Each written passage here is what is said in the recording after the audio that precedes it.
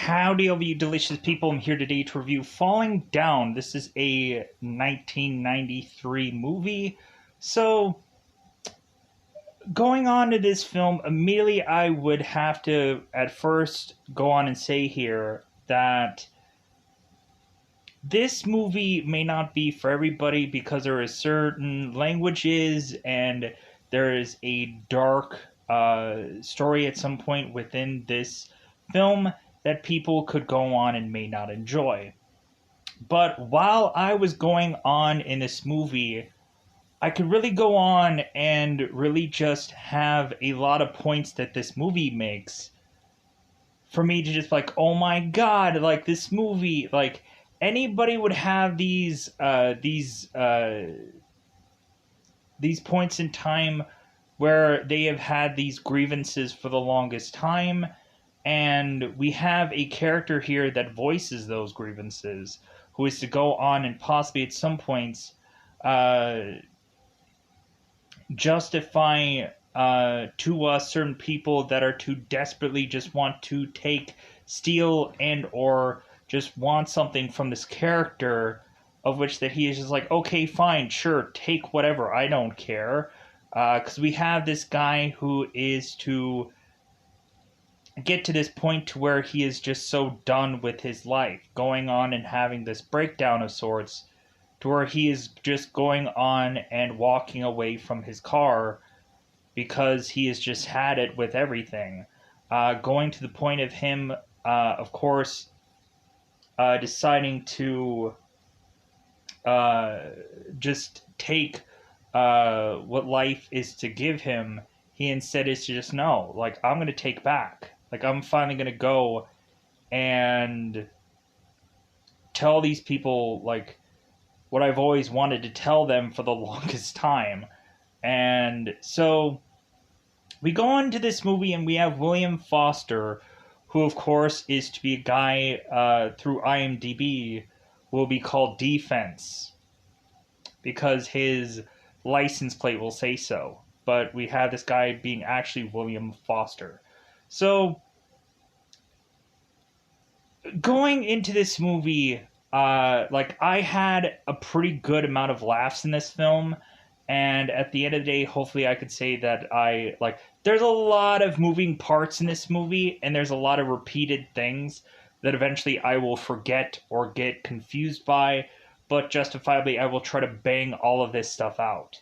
So, we have William on one side of things that it seems like he's going through some mental breakdown, and we're also having Prendergast that is also getting to that point also, but it seems that he is to be on the much more positive side of things instead of Foster, who is just kind of really boiling over into a rage mess. So we go on into this movie, and at some points this movie may offend somebody, but like that's not the real reason why I'm bringing this to someone. This kind of feels like the approach of this movie does kind of come off as like a Deadpool movie.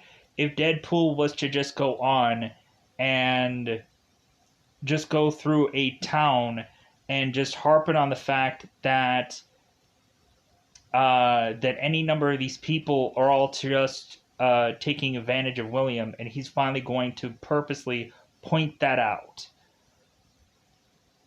So, I would say that I thoroughly enjoy this movie, even though there are some dark points and there are some languages that I don't like to hear in a film.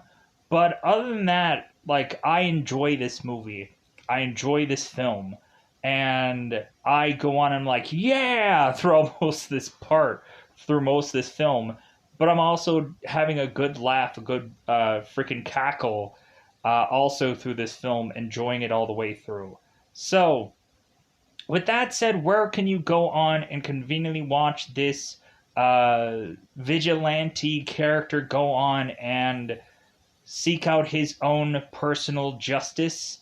Well, right now there isn't a convenient app to say that you can go out of your way to watch this film, because of course you would go on and have to rent or buy it or some kind of something somewhere.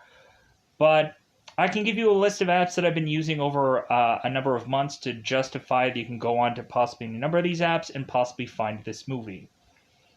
So first off, you can go into an app called Letter C Movies, so C Movies, and it's a letter and it's a word. You can go out of your way to say you can Google search this and download this app and be able to see a number of movies, brand new releases, of course, shows, and so on and so forth. You can also Google search an app called Fox HD Movies. The logo will say so. The title will say something different. It will say Play 1080p HD movies, and you'll be able to download both of those apps and be able to, by golly, be able to watch almost anything. You can also go on and Google Play Store, search for an app called TV Crush, and be able to download that app as well. And basically, with all of that, be able to see almost everything. So, with that said, let's go on and let's double five this bad boy out, and hopefully, without a doubt, we'll go into spoilers about all this, because it is spoiler time. Spoiler time. It's about the time I get to spoil this movie. It's a great film, but it's also dark. But at the end of the day, I could just kind of sit back and just enjoy this film. So, the very beginning of this movie, we of course have William Foster that's going on and just in this traffic jam, going on and looking around at, of course, kids crying, certain bumper stickers that are to kind of tick William off. He, of course, is batting this fly all around his car, desperately trying to figure out how to kill this bug.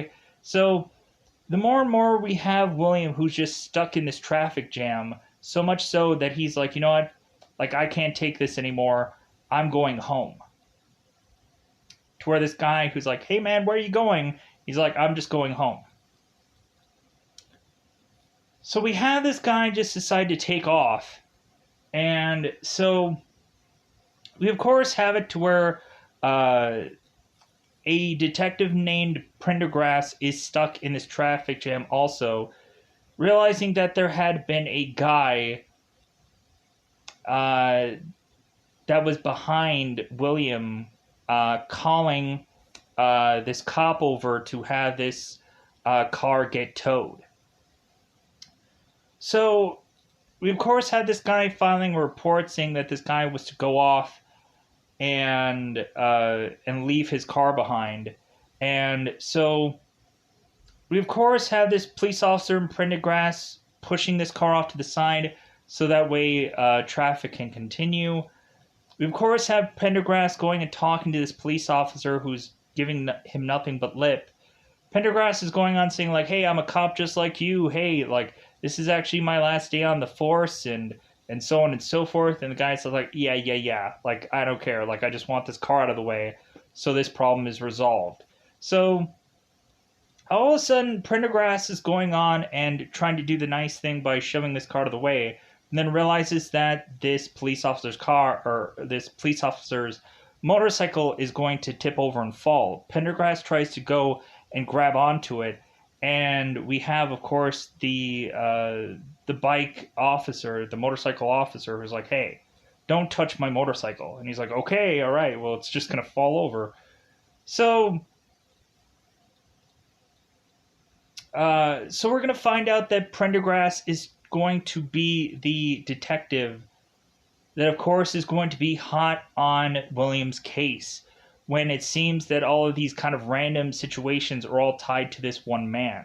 So we go on and we have, of course, William, who is to desperately want to get money for this payphone because he wants to go on and consistently call Beth and not actually talk to her and hang up the phone. Weirdly, creepingly, stalkingly. So Beth, of course, is William's ex-wife, and she had gone on and put a restraining order on him because William, I guess, is to be this very short-fused man, and we'll find that out throughout this movie. So William is to go on into this convenience store. We have a guy named Mr. Lee behind this counter. And so William is going on and just like, hey man, I have $1. Can you give me change for this phone? And Mr. Lee's like, I'm sorry, but you're going to have to go and buy something for me to give you any kind of change.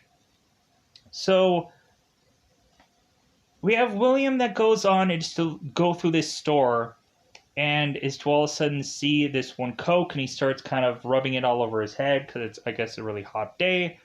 So all of a sudden, we have, of course, William who turns over to Mr. Lee, and Mr. Lee's like, really? Really, buddy? So we go and we have William who's to take this Coke to the counter and realize that this Coke is now 85 cents. And William's like, 85 cents? Like, that's highway robbery.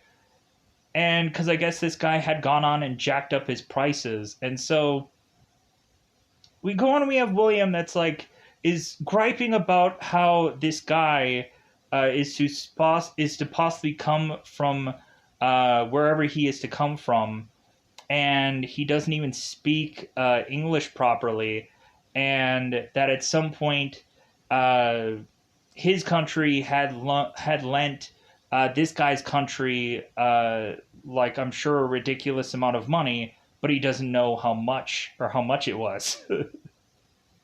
So I'm like, really? Like, so we go and we have William, who is just getting Mr. Lee so agitated that he is all of a sudden to whip out this bat and want to go and scare off William, saying that he'll call the cops and all this kind of rigmarole.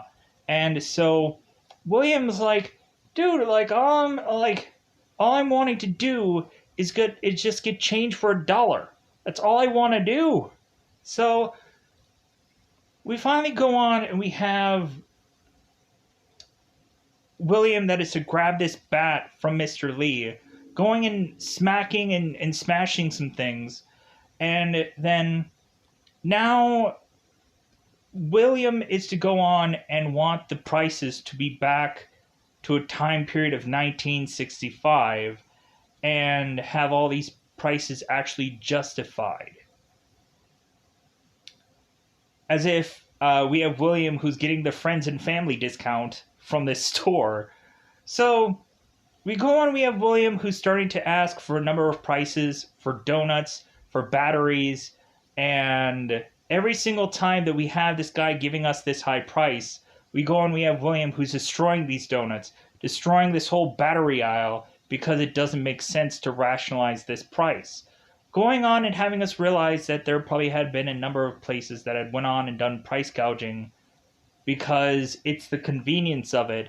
It's not the, like, well, I guess I should go on and find the cheapest price at some store and I should go on to this huge shopping spree to find the cheapest price.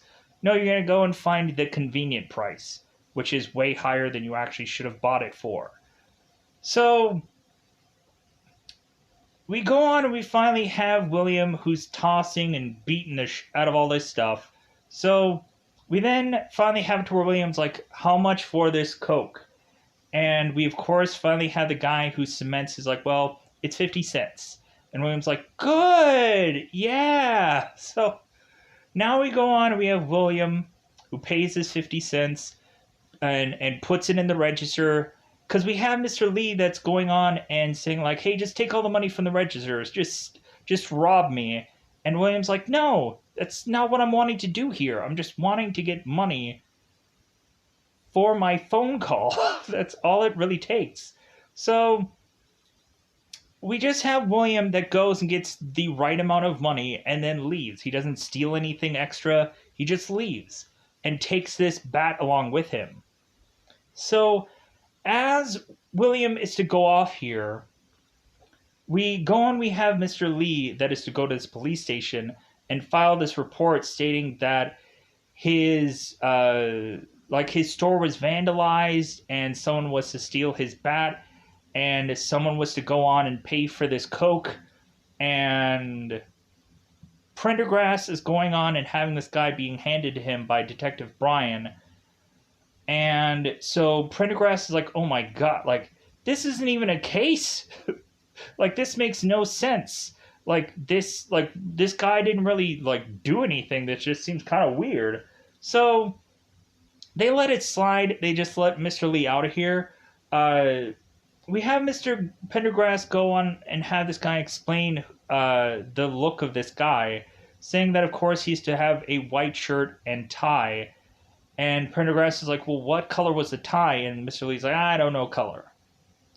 So, like, I'm assuming that this probably was shot out of out of scene, and so more than likely, like, they didn't know exactly what the tie was going to be. So why say the color of the tie when they may not know? Because anything could happen during this film. So we now have William that is just going on and just sitting by this concrete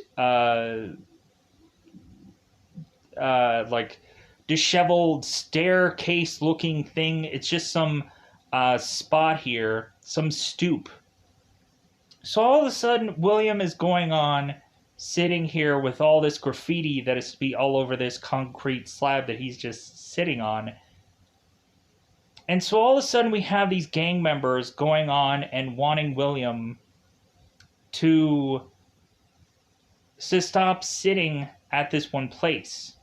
Because evidently these guys are to say that they have this gang symbol that is to tell anybody and their brother to not sit at this one spot because this gang is to, I guess, own this one place.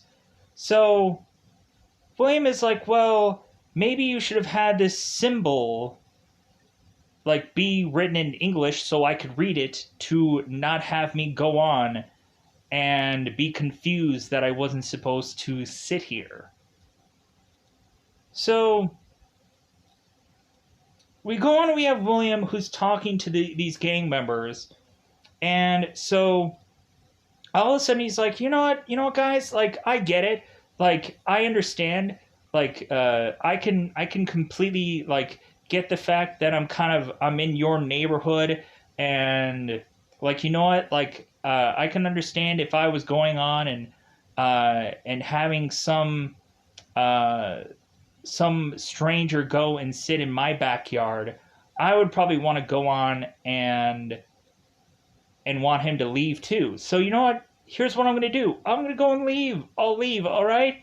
So all of a sudden these gang members are like, well, you know what? He's going to have to pay a tax.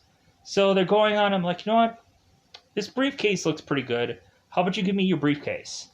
And William's like, all right, like, I'll go and I'll get you this briefcase. So we go on, we have William who gets this briefcase and this this bat. And so he starts pelting one of the gang members who falls down this flight of stairs. And so all of a sudden we have the one gang member that's running off. And so William is like, hey, buddy, like, you forgot your briefcase. Hey, like, this one's yours. Like, are you going to come back?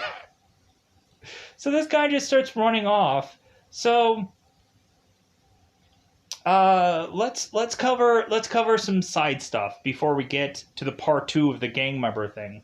So we have Pendergrass that, of course, is to be a guy that is coming into his office, and they are, of course, kind of like hazing Pendergrass for this being his last day on the force. That they're going and putting Arizona sand in this guy's desk, and it seems like he's not going to be able to do anything for his last day because, like, there's so many pens and stuff that he needs to get to that he can't quite get to. Pendergrass is to all of a sudden see this photo of his daughter, realizing that his daughter is still passed away. So Pendergrass is all of a sudden getting a call from his wife consistently throughout this film, going on and wanting some reason for Pendergrass to make his way home, saying that she feels uneasy for Pendergrass on his last day, and that maybe he should come up with some kind of excuse for him to come on home. And later on, she goes and calls him and is to say that, I guess, their pet was to go on and cut her accidentally, and now she's like bleeding out, and it's like a little stitch of blood, and Prendergast is just like, well, hey, like just like put a band-aid on it, slap a like pour some water over it, it should be fine. But like this girl is like freaking out more and more, and so we go on. We have Pendergrass who's having to go on and try to sing this girl this song of London's Falling Down, My Fair Lady, and it seems like this girl is to get weirdly comforted by this song. So we get to the point where eventually Pendergrass's wife is calling him again, to the point where Pendergrass is like, you know what? Like, I can't take you calling here anymore. Like, I'm going to go on and finish my job for this day, and then I will be home, not a minute less. And so, like, you go on and you go and make chicken, and you leave me the skins on the chicken. And, and this and that. Because, like, Pendergrass has just had enough here. So, let's pull back here. We also had it to where William was to spot this one bumper. It says, "How's my driving? Call 1-800-EACH." Eat crap, basically. So I thought that was kind of hilarious. Plus, we also had another bumper that was kind of being a religious bumper. But anyways, so William is going on, and so he's still going on and trying to call his wife, Beth, of course. But William all of a sudden is to spot this one guy in front of this bank who is to realize that he is not economically viable for this bank to not give him some loan. So he goes on and on protesting and telling everybody that he's not economically viable. And so all of a sudden, we of course have one guy going out of the bank, and he's like, "Oh, hey, you're smiling, buddy. You're having a good time. I bet you they gave you a loan because you're economically viable." So all of a sudden, these police officers go and arrest this guy, and they put him in the squad car. And we of course have William, who sees this guy, and he's like, "Hey, like, remember me?" And he's like, "I will." As he drives off, realizing that this guy is like, both of them are kind of fighting some kind of justice, some kind of something, so on and so forth. So we go on here, and we have, of course, William that's at this payphone, and so all of a sudden we have these gang members that are wanting to try and seek justice for, of course, William going and hurting their gang members. And so we go on, we have these guys who are doing a drive-by and trying to shoot William, and they shoot everybody but William. And so we have a number of people that are all dead onto the ground, but William is completely fine. So all of a sudden we have these gang members that crash their car, and so we go on, we have William who's like, "Oh, I'm going to see what's up." So William is to go on and is to see that these guys, like, are to kind of try to desperately crawl out of the car. And so we have William is like, "You know what? You guys should have tried to be a better shot. Like, learn how to shoot." So we go on, we have William who's whipping out this gun, and he's like, like, this is kind of cool. So he tries to, like, practice to see if he can shoot this guy, and he misses it himself. He's like, "Oh, I guess it's a little bit difficult than I thought it was." So William goes on and he's trying to, like, figure out how to angle and figure out how whatever. All of a sudden, William is to shoot this guy in the leg, and he's like, "Well, I guess I got you after all."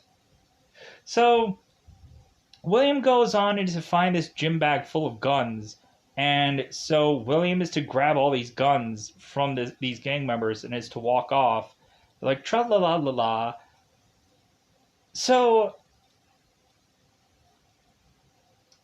we go on here, and we have William that is desperately calling Beth and wanting to be with his daughter for her birthday, Adele, because he's just had a rough day and he just wants to just see his daughter. And so Beth is like, "Well, I'm sorry, like, I won't allow that, yada yada yada." So William is like, well, I'm coming. I'm coming. So Beth is to go on and call the police and file a report. And so Beth is saying that she's to have a restraining order on William, and it's to be, I guess, 100 feet or 100 yards. And so Beth is going on and mentioning that uh, or this detective is trying to ask a bunch of questions to get more backstory on Beth. And so this detective is asking Beth, it's like, well, like, did he hit you or did he hit the kid? And Beth weirdly is to go on and say, it's like, well, he never got around to it. So this guy just had a really bad temper and like he never got around to doing or leading to that event, but it seems like further and further it was going to possibly lead to that point. But that was just a weird way of which that she was to say this. So we go on and we have this detective that is consistently asking questions, but he can't stay with this woman all day. And so it seems since this guy is to not be arriving at this place, they just decide to just leave. So we go on and we have Pendergrass that, of course, is to, after hearing about the whole Mr. Lee situation, we now go on. We have, I guess, his old partner named Sandra teaming up with some other detective here, who I believe, of course, is to be Detective Lydecker. We go on and we have Detective Lydecker that is consistently ribbing Prendergast throughout the rest of this film. So we have Sandra going on and going and questioning this girl in this interrogation room who is a part of this gang. And we have Prendergast that is trying to see if this has any connection to his case about the guy with the white shirt and the tie. So Prendergast is asking this girl, it's like, well, hey, did he have a white shirt and a tie? And she's like, yes. He's like, oh my God, all these things are getting connected. So we go on and we have Sandra who's like, hey, like, get away from my case. Like this isn't even your problem anyways because you're retiring today. So we go on and we have Pendergrass that is even talking to his captain. His captain that is weirdly going on and putting in a boxing session before he's to go on and talk to Prendergrass. Grast. So it's hard to pronounce his name. So we go on and we have the captain who's going on and of course Captain Yardley is going on and is to look at Pendergrass's file and is to realize like, hey, like you have a kid? And Prendergast is like, no. It's like, well, are you still married? And the guy's like, well, yes. And he's like, well, like, why are you retiring? And he's like, well, because my wife wants us to retire. He's like, well, you're not going to get full pension. And he's like, I don't care. I just want to retire. So we have it to where this captain's like, well, like, you're probably going to miss this job. You're probably not going to want to, like, retire. Like, I know all these detectives, like, they'll think that they want to retire, but then all of a sudden they'll change their tune. So we go on, and it seems that Prendergrass is not to change his tunes. The captain's like, okay, all right, well. So we eventually go on and have Prendergrass later on in this movie who's having to hand in his gun to eventually have to desperately get it back because he's still to go on and need to finish up this last case. So we go on into this story, and so we have Sandra who's kind of talking to Pendergrast about like, hey, like, why are you retiring? Like, come on, like, you're gonna miss it here, kind of thing. Like, we have it to where it's like, we have both Sandra and Prendergast who's like kind of going to lunch together, and we have Sandra who's like, well, what has your wife got that I don't got? Like, come on, like, you're gonna miss me, and like this and that. And Pendergast is like, well, yeah, but my wife was like this former beauty pageant queen and this and that and all this kind of stuff and all these reasons and this and that for him wanting to stay. And Sandra's like, well, what about me? Like I'm attractive, I'm this, I'm that, and like Pendergrass is like, well, if I know anything, like looks will fade, and so we go on and have the real reason why Pendergrass is really just leaving this department is because he loves his wife. His wife wants him to leave, and so he's leaving. That's the real reason. So so Pendergrass just accepts that answer and is go off with her partner to eventually solve this case. Because her partner is to kind of walk in and just be like, well, hey, like, it seems that there is to be a man who is to go to this uh, fast food joint and pay for his meal in a very absurd way. So let's get to that. So William is to go on and uh, is to eventually head to this fast food joint. Of course, this fast food joint is to be called the, if I can find it right, the Whammy Burger. That, of course, we kind of see here. The kind of the visuals and stuff that we kind of see here are, of course, from Whammy Burger. The whole kind of design and stuff like that I just kind of found this picture and whatever. So we go on and we have, of course, William that goes to this Whammy Burger. And so we all of a sudden have it where William is talking to a girl named Sheila. And so William is going on and wanting to get a breakfast. And Sheila's like, well, I'm sorry, sir, but lunch is over. It's been over and since 11:30. William looks at his watch. It's like a couple minutes past 11:30. Like, come on. Like, you can just give me one breakfast and I'll go. Like, well, I'm sorry, sir. Like, breakfast is over. So we go on and we have William who's like, well, can I just speak to your manager and hopefully we can just get this resolved. So all of a sudden we come in and have a guy named Rick who's wanting to handle, of course, William here. And so we have William that goes on is like, why do I need to go on and call you Sheila and Rick? I feel that this is far too personal. I would have a boss for a number of years that would go on and call him sir.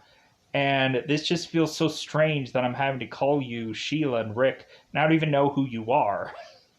So we go on and we have Sheila who's like, well, you can call me by my last name. And so we go on and we just have William that's like, oh, whatever. So we go on and we have, of course, William here that's just asking, can I just get a breakfast, please? And the guy's like, well, I'm sorry, sir, but dinner is over. So we finally just go on and just have William that is just so irritated by this. And so he just whips out this gun and is to just be in so an uproar. For all of a sudden, everybody's like, oh my God, he has a gun out. And so William all of a sudden is to fire this gun by accident and it hits the ceiling. And so everybody's like, oh my God. And he's like, hey guys, like, don't freak out. Like, I just fired this by accident. It has a hair trigger. Sorry. Like, and everybody's just still in utter shock. And so all of a sudden, William is just working the crowd all of a sudden. He's going into all these people. He's like, hey kid, how's your meal? Like, hey kid, how's your meal? Hey woman, how's your meal? This woman spits out her food and he's like, hey, we got a critic here. Hey, like, she's doing a review on her meal right now. So we go on and we have William that is just like telling these guys like, hey, give me my breakfast, come on. So they're just starting to like, okay, let's freaking just get him whatever he wants. So all of a sudden we have William that's like, well, hey guys, wait a minute, you know what?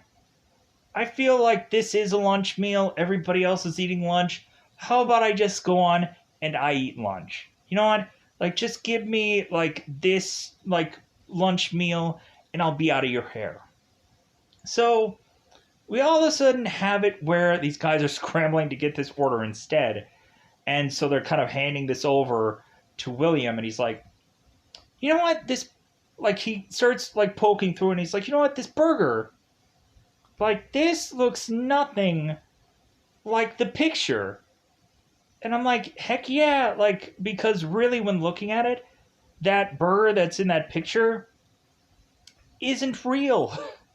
That thing was probably painted, or, like, if you wanted to go and actually eat that thing, you would probably die. Because probably it isn't a legitimate thing. Like, if you were to actually look at an ice cream thing, that's probably like Crisco or something. That isn't actual ice cream. Because, of course, they wouldn't want to do that because they wouldn't want their item to melt while being over a heavy light and so on and so forth. So, pretty much all this food is probably not actually food. And plus, also, you would go on and have the picture menu that would have all the food displayed a certain way. Uh, so, of course, it's to, like, showcase what's all on the burger, but when you actually get it, you're like, I don't think I, like, can even tell I have pickles on this sandwich. But we have William that's just like, like, because he has this, like, mashed and crushed up burger, and now he's, like, arguing with these people. It's like, dude, like, freaking look at this burger. It looks awful. So, like, there's nothing he can do at this point, so he's just like, nah, I'll just eat my lunch. So, we go on and we have, of course, William again pay for this burger and then leave. Everybody's like, oh my god, whew, man, we dodged a bullet there, literally. So we go on and we have now Sandra and her partner going on to this this burger joint, this Whammy Burger, and so we of course have Pendergrass that's telling Sandra, hey, like, if it's the white shirt tied guy, let me know. And so Sandra goes on and calls Pendergrass and says, yeah, it's the same guy. It's like, man, this guy's everywhere. He's really put in the work today. Plus, we also have Pendergrass that it's realized that there's certain locations that are all coming from some walking distance. And so Pendergrass is to realize that there was some parked car where somebody just walked away from this car. And so Pendergrass is wanting to figure out what that license plate was, to figure out, okay, like, maybe this has some connection, weirdly. Because it seems like this guy is going everywhere from a walking distance. So there has to be some connection to all this. So,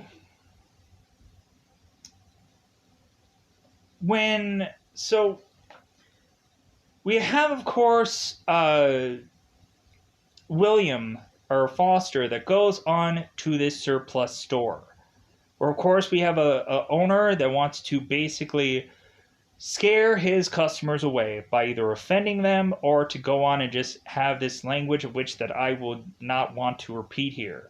So we go on and we have this surplus store owner that's going on, and we of course have him asking William, like, hey, what are you in for, buddy? Like, what do you need? So we of course have William that is asking for this guy for a new boot, because we of course or a new shoe, because while William was dealing with those gang members and was of course to put this thing of newspaper into his shoe, because he found out that his shoe had this massive hole in it, and so he just put this newspaper in it so that way he can go on and just kind of keep on walking. And he's deciding, dude, I'm walking all over the place. I want to get some new shoes.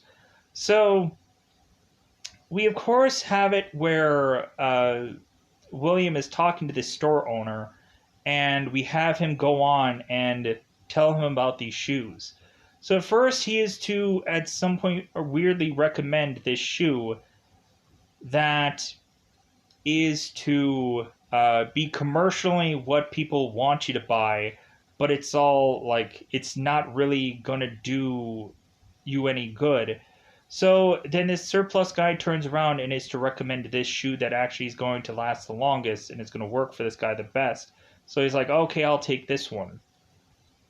So we go on and we have William who goes into this fitting room, and all of a sudden Sandra is to come in and ask this surplus owner, like, "Excuse me, sir, uh, have you seen this man, this white shirted tied man?"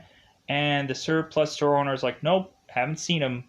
As he's going on and shoving this gym bag into this dressing room and shutting the dressing room to where this guy won't be seen. So Sandra, of course, is to leave, and so we have this store owner is like, "Hey, like I'm gonna help you. Like I'm gonna go and give you my exclusive stash." So all of a sudden we go on and we have William that's going with this guy into this exclusive stash, seeing that he has a number of gas masks or just weird, goofy uh, stuff that is probably illegal in probably any number of states. But this guy has his private weird stash. So we go on and all of a sudden have William that is to go on and be like, "Hey, why are you showing me all this stuff?" And we also have the surplus guy who gives, of course, William this rocket launcher for him to go on and use when he is to have this problem with this construction worker, where the construction worker is closing this I think road, I believe, for no good reason. And so William is to ask this guy, it's like, "Well, hey, what's the reason for you guys closing this road?"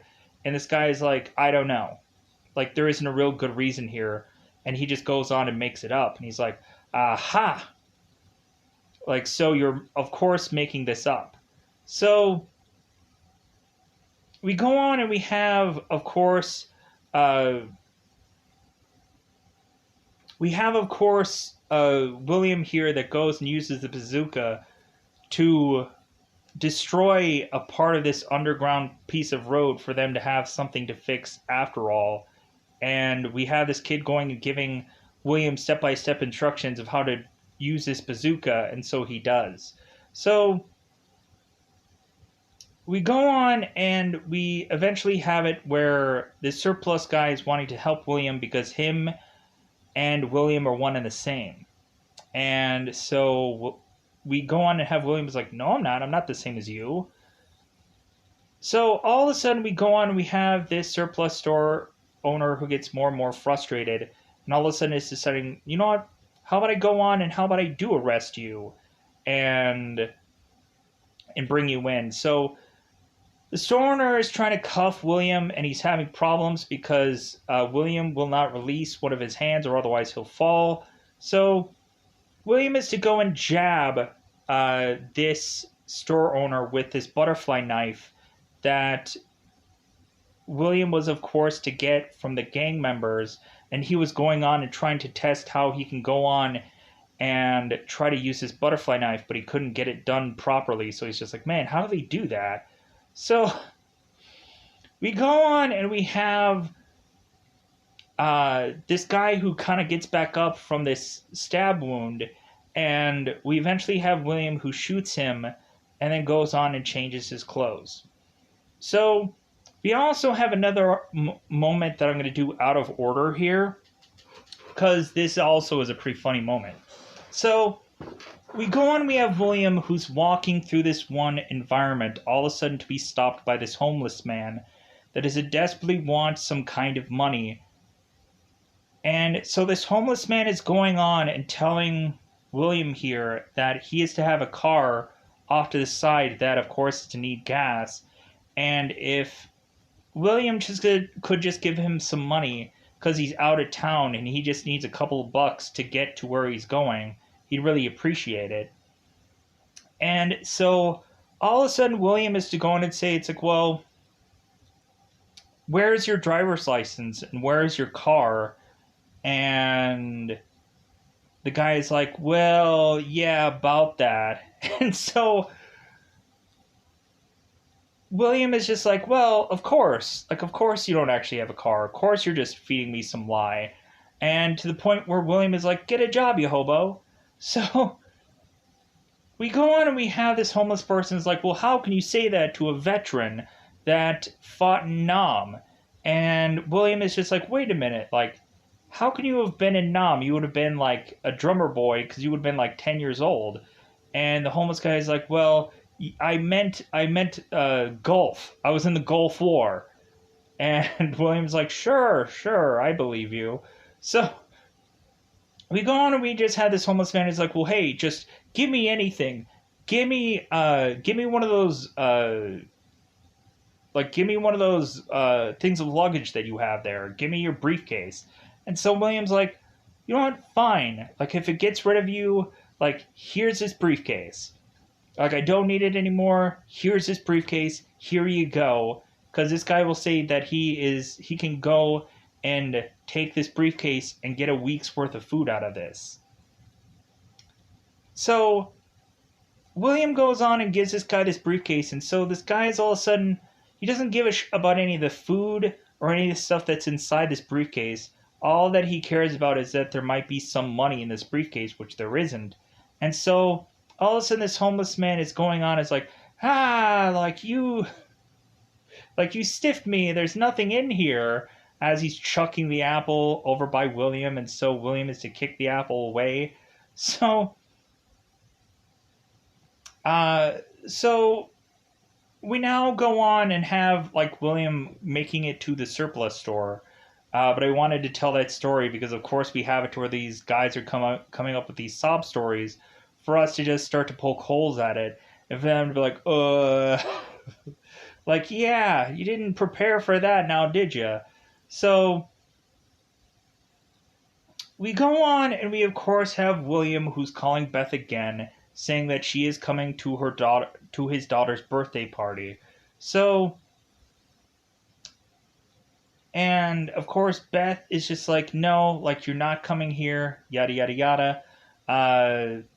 Having this long stretch of dialogue where they're talking about things, so on and so forth. So we have Pendergrass that is to realize the address of this vehicle, and he is to go on to, of course, William's Foster's home, going on and meeting with Foster's mother. And so we, of course, have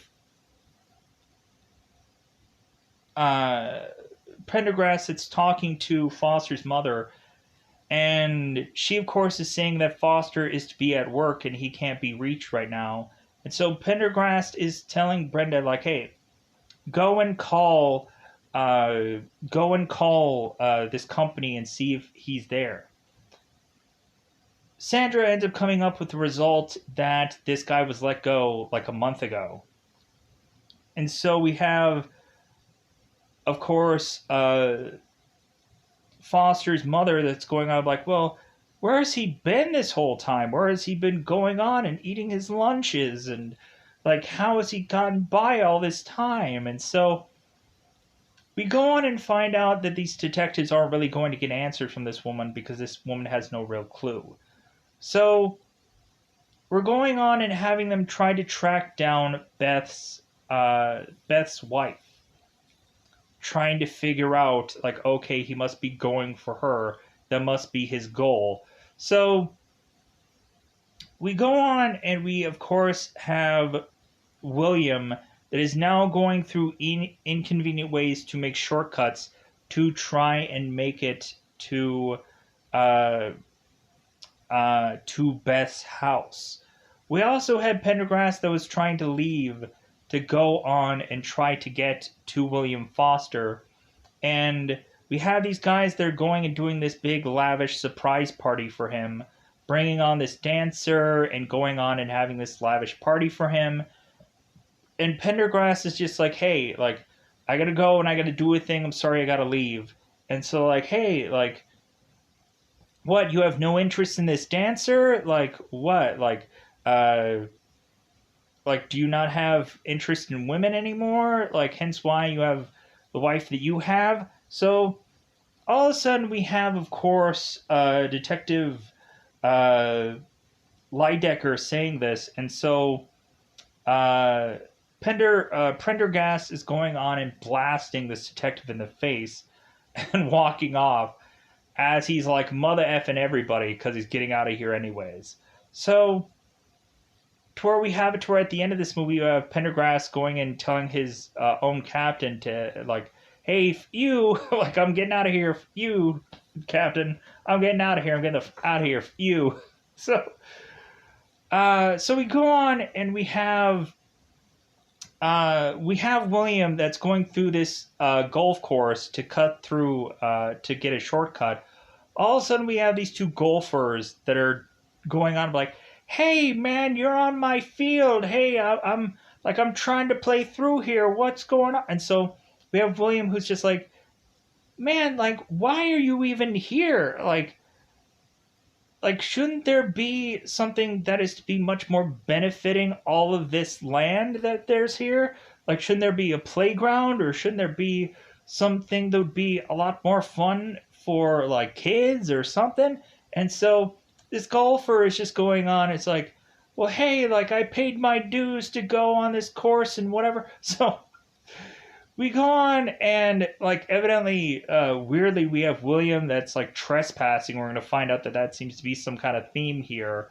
So we go on and have William that's realizing that these guys are to just like golf cart their way through everywhere that they are to go.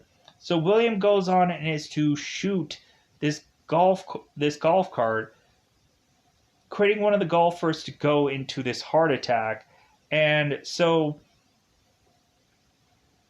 William is just hovering on top of this golfer and saying like, "Hey, like, so was all that worth it for you to go on and go on that rant uh and all that anger for you to just go on and just now be uh dying right here now in front of me kind of thing?" And so this golfer's like, "Ugh." So William's like, "Okay, well, later days kind of thing." So William goes on and is, of course, to try to jump over this fence that weirdly enough has barbed wire at this home. So we go on, we have William that is seeing this family all going and they're grilling in the back of this house for it's to be this family that William has never had kind of thing. And so William is jumping over this barbed wire fence and going on and complaining to this man. It's like, "Hey, like, shouldn't you go on and not have barbed wire on your fence? What if a guy like me would want to desperately jump over your fence? Like, I can't do that without hurting myself." I'm like, what the at this moment. But so we go on and we have William that's taking all his family into the back of this house so he can hide away from the police who's kind of driving by. So William is going on and thinking that he accidentally had hurt this child, but no, it's just blood from William's own hand. So William is going on and on about like, "Man, I wish that I can just go home and be with my daughter and my wife and be the way that it was and have my own grill and just go on uh, and just have my daughter have a happy birthday." As William was trying to go on and buy his daughter a snow globe, and that ended up getting broken towards the later half of this film. And we weirdly have it to where Pendergrass to also have a snow globe that he's going on and trying to go on and do or go on and use as he's trying to comfort his wife by singing this London Bridge is Falling Down, My Dear Lady song. And he's looking at this snow globe weirdly. I guess as a comfort thing for him, but a comfort thing possibly for his wife. So, somehow or another. So, we go on and have William that is going and trying to make it to his wife's home. So, the closer and closer that, of course, he is to get, more Pendergrass is to also make it to Beth's home. So, we go on and it's the race to get to Beth's home, basically. We end up finding out that Beth has gone on to report so many things at this point that no detectives are going to come for the third time around, supposedly. So we go because it's like an excess use of force, I guess, to continue to go to this person's home. So We of course have William that is to now be calling from this place nearby and making Beth aware that now William is to be really close here, to the point of him calling and complaining of the fact that the place that he was to go on and try to buy a gift for his daughter is to now be a completely different place, and all they had was these horse snow globes, and that's the only thing that he could buy. So all of a sudden we have it where Beth is all of a sudden fearing for her life, realizing that her husband is to be here, and so Beth and her daughter are trying to run off, and so all of a sudden we have Prendergast and we have uh, Sandra who's going into this place also, and so eventually we have it to where Sandra is to get hurt here, and she is to fall over, and so Prendergast is yelling for one of the neighbors to go and desperately try to call for an ambulance and an officer down and go, go, go. So Prendergast is going and running after William, and so William, of course, is going on and trying to have some fun with his family, because William at some point is to go and watch this old home video where at some point he was to have fun with his family until he was to go on and be this rage monster that was going on and forcing his daughter to do what he wanted. Because of course, like, hey, she should go on and just do this thing because I want her to, and all of a sudden we start to see the dark side of this character. So we go on and we have William that's trying to kiss on his wife and pretend that everything is back the way it was, and it can't be that. So William is taking his family to this place where they can go and supposedly have fun, and so all of a sudden Pendergast is there to go and take William down, telling him that he can't go on and do whatever he wants, like this isn't the Wild West kind of thing, and that he can't go on and seek his own brand of justice. He's not some vigilante, and so on and so forth, like anybody else to say that he is at some point in this movie. So that he can't take the law into technically his own hands. So we go on and we have William who's like, you know what? Like, I know that this police officer is going to bring me in, so I'm going to go on and have him forcibly shoot me. Because we have William that doesn't want to go and be behind bars for the rest of his daughter's life. And he can't do that. So William is going on and saying to Pendergast that he has a gun in his pocket, and that how about they go on and they duel here, and whoever can take one another down takes one another down. We have Pendergast who is to be told by a number of his detectives that there have been a number of people that tried to retire and died on their last day, saying that some guys weren't even to get it to the parking lot before they were to die for some reason or another. I guess it's some kind of curse.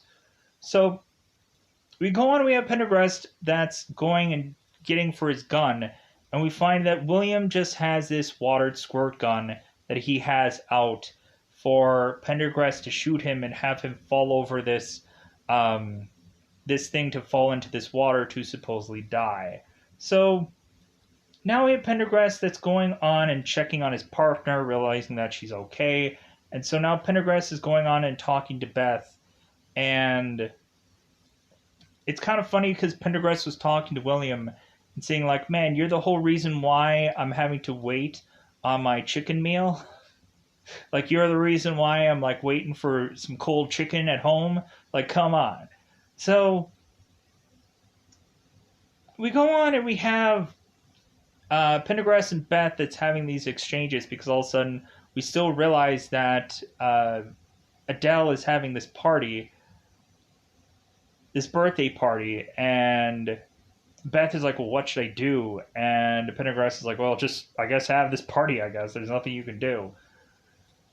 Of course, I have Pendergrass that's talking to Adele and asking what this girl's name is, and it's like, well, like, yeah, my name is Adele, and it's like, well, like, if I had a daughter, I'd probably name her that, and so on and so forth, because I don't think they really had much of a backstory for this girl, for this daughter, and whatever.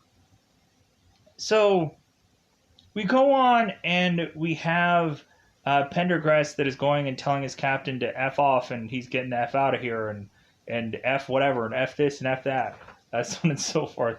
As this guy is just like, dude, I'm freaking out of here. I'm going on to this lake. I'm going to retire and just love what is to be the rest of my life. And he's not going to get full pension for his retirement. So, with that said, I think that perfectly goes on and covers the rest of this movie because we just have a replaying of that home video, and that is to be it for this film. So I think that is to be it for this thing called Me. At the end of the day, hopefully you were to go on and check out this movie because I thought it was to be funny, even though some people may not find it that way. Some people may find this movie to be offensive, or it is what it is. Some people would probably go on and say, like, oh my god, this guy is just griping about stuff and it's annoying and it's this or it's that. But at the end of the day, I found my way into just enjoying this film and having a pretty good laugh. And weirdly enough, we also had this movie that was actually directed by Joe Schumacher, the same guy who went on and did Batman and Robin, but also in looking on it, like Joe Schumacher did a lot of good movies too. He did like Phone Booth, Flatliners, a number of other films that are actually pretty decent, and I feel like this one was the same. I really like enjoyed this film, and at some point, I would go on and want to watch it again if I can conveniently find the time and see this. I would watch it again, and I would really enjoy it.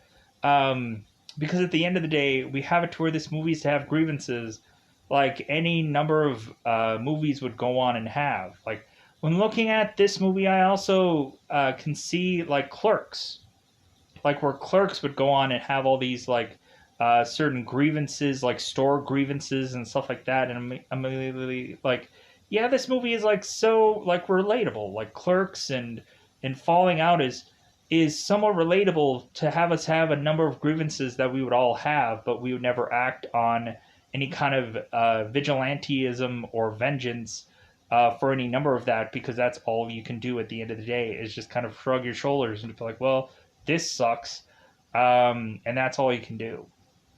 So, with that said, I'm going to go out of my way to say that it's about time for me to just call it a day. Goodbye, everybody. Bye, everybody. Howdy. So, after the fact, I realized that there was actually one scene that I had forgotten about. The whole phone booth scene, where, of course, we have, of course, William is on the phone, and after he's going on and finishing up his phone call, we have one guy go on and be like, hey, man, like, people really need this phone. Like, there's a line waiting to use this phone and the only line is to be the one guy. So William is going on and blasting away this phone with this gun, and he goes on as like, well, like the phone's out of order. Like I guess since I diffuse all this footage anyways, I went on and wanted to just kind of cover that because I know I'd probably forget about it or I know I'd miss a step there. So I thought I would go on and cover that also. So yeah, quick little scene, but at the end of the day, I'm going to get out of here. Bye, buddy. Bye, buddy. Hopefully, there's not anything else, or I might interject here and be like, oh, yeah, I forgot about this one little detail. So at the end of the day, like, we also had the one moment where Foster's mother was talking heavily creepy to, of course, the detectives, going on mentioning that at some point it seemed that Foster had this kind of look of just hatred in his eyes at some point when they were simply sitting down and having a meal together. And we also have it to where, like, Foster's mom was to, at some point, also mention, like, a number of other things that Foster was to possibly have that was to make him kind of seem like an unhinged man at some point when she's talking on to these detectives. But Like really, like I'll call it a day. Goodbye, everybody. Bye, buddy.